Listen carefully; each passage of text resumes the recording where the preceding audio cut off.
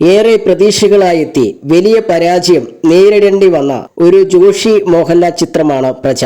2001 പുറത്തിറങ്ങിയ ചിത്രത്തിലെ പല ഡയലോഗുകളും ഇന്നും ഹിറ്റാണെങ്കിലും സിനിമയ്ക്ക് ആ ഭാഗ്യം ലഭിച്ചില്ല.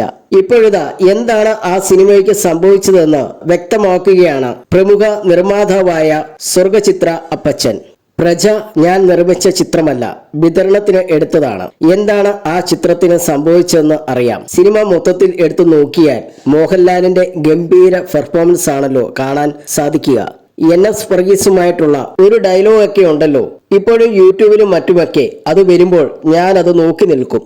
ആ സീനൊക്കെ എടുക്കുമ്പോൾ ജോഷിയേട്ടനും രഞ്ജിയുമൊക്കെ വളരെ സന്തോഷത്തിലാണ്. സീൻ കഴിഞ്ഞപ്പോൾ മോഹൻലാലിനെ ഞാൻ കെട്ടിപ്പിടിച്ച് 2 കവിളിലും ഉമ്മ കൊടുത്തു. അത്രയും ഡയലോഗ് കാണാപ്പാടം പഠിച്ചു പറയാൻ ആരെക്കൊണ്ട് സാധിക്കും?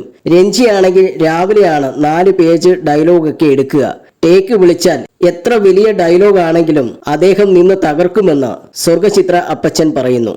ആ സിനിമ എനിക്ക് നഷ്ടം വന്ന സിനിമയാണ്. അത് കാര്യമാക്കുന്നില്ല. സിനിമ എന്ന് പറയുന്നത് ലാഭം കിട്ടുന്നത് മാത്രമല്ലല്ലോ. സിനിമയെ സംബന്ധിച്ച് എല്ലാവർക്കും വലിയ സന്തോഷമായിരുന്നു. എന്നാൽ തിയേറ്ററിൽ വന്നപ്പോഴേക്കും എന്താണ് സംഭവിച്ചതെന്ന് അറിയില്ല. നമ്മളെക്കാൾ ബുദ്ധി പ്രേക്ഷകർക്കുണ്ടെന്ന് പറയുന്നതിന്റെ ഒരു ഉദാഹരണമാണ് ഇത്. ഡയലോഗുകൾ കൂടുതലായത് പടത്തിന് തിരിച്ചടിയായി എന്നെനിക്ക് തോന്നിയിട്ടില്ല. എനിക്കല്ല, ആർക്കും തോന്നിയിട്ടില്ല. സാധാരണഗതിയിൽ മോഹൻലാൽ തന്നെ പറയാറുണ്ട് ഇത് ഇച്ചിരി കൂടുതലാണെന്ന്. അങ്ങനെയൊന്നും എനിക്കൊരിക്കലും ഉണ്ടായിട്ടില്ല. ക്ലൈമാക്സിലേക്ക് വന്നപ്പോൾ ചില പ്രശ്നങ്ങൾ ഉണ്ടായിട്ടുണ്ടെന്ന് എനിക്ക് തോന്നുന്നത്. പിന്നെ അതിനെക്കുറിച്ചൊന്നും ഇപ്പോൾ പോസ്റ്റ്മോർട്ടം നടത്തിയിട്ട് കാര്യമില്ല.